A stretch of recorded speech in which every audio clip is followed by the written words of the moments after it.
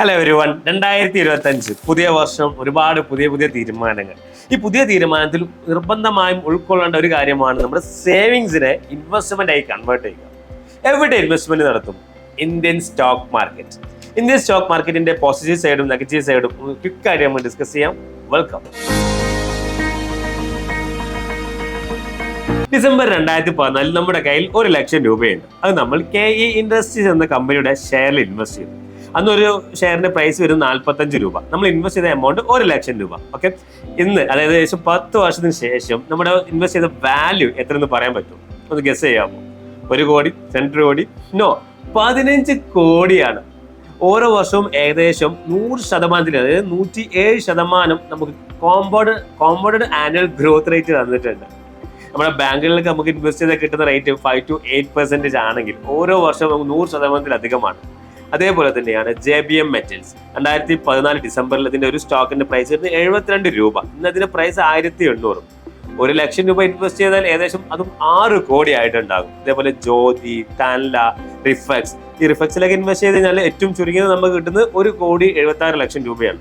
പറയുന്നത് 1 ലക്ഷം രൂപ ഇൻവെസ്റ്റ് ചെയ്ത് കിട്ടുന്ന വാല്യൂ ആണ്. ഇനി സ്റ്റോക്ക് മാർക്കറ്റിന്റെ നെഗറ്റീവ് സൈഡ്. 1 ലക്ഷം രൂപ 2014 ഡിസംബറിൽ നമ്മൾ ഒരു PFL ഇൻഫോടെക് എന്ന കമ്പനിയുടെ ഷെയറിൽ ഇൻവെസ്റ്റ് ചെയ്തു. ഇന്ന് അതിന്റെ വാല്യൂ വരുന്നത് 900 രൂപയാണ്.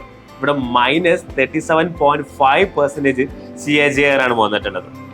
അതേപോലെ തന്നെ ഇറോസ് ഇന്റർനാഷണൽ, ഡൈനാമിക് സൊല്യൂഷൻ, ഇവരൊക്കെ ഇൻവെസ്റ്റ് ചെയ്യാന്നുള്ളത് അതിന്റെ ഇന്നത്തെ അത് സെയിൽ ചെയ്യുമ്പോൾ ആ പർട്ടിക്കുലർ ഷെയർ സെയിൽ ചെയ്യുമ്പോൾ കിട്ടുന്ന വാല്യൂ ഏകദേശം 4000 രൂപയാണ്. ജെറ്റ് എയർവേസ് നമ്മൾ ഒരുപാട് പത്രമാധ്യമത്തിൽ വായിച്ചറിഞ്ഞതാണ് ഒരുപാട് ഇഷ്യൂസ്. ഡിസംബർ 2014 ജെറ്റ് എയർവേസ് എന്ന കമ്പനിയുടെ ഷെയറിൽ നമ്മൾ ഇൻവെസ്റ്റ് ചെയ്യുകയാണെന്നുണ്ടെങ്കിൽ ഇപ്പോൾ അത് സെയിൽ ചെയ്യുമ്പോൾ കിട്ടുന്ന വാല്യൂഷൻ 9,000 രൂപയാണ്.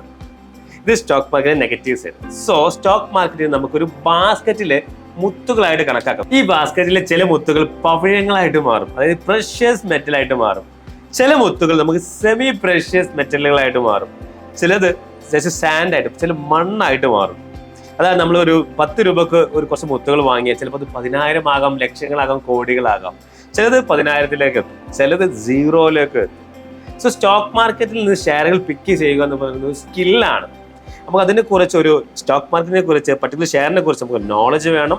അതേപോലെ തന്നെ നമുക്ക് ഇതിനെ അനലൈസ് ചെയ്യാനും നല്ല രീതിയിൽ മോണിറ്റർ ചെയ്യാനുള്ള സമയവും നമുക്ക് വേണം. എങ്കിൽ നമുക്ക് നല്ല രീതിയിലുള്ള ഷെയറുകൾ പർച്ചേസ് ചെയ്ത് അതിൽ നല്ല രീതിയിൽ ലാഭം ഉണ്ടാക്കാം. ഇതിലൊന്നും നമുക്ക് ഈ 2 കാര്യം നമുക്കില്ല. നമുക്ക് സ്റ്റോക്ക് മാർക്കറ്റിനെ കുറിച്ച് നോളജ് കുറവാണ്, നമുക്ക് സമയം കുറവാണ്. എങ്കിൽ സ്റ്റോക്ക് മാർക്കറ്റ് ഇൻവെസ്റ്റ് ചെയ്യാൻ ബെസ്റ്റ് വേ ആണ് മ്യൂച്വൽ ഫണ്ട്.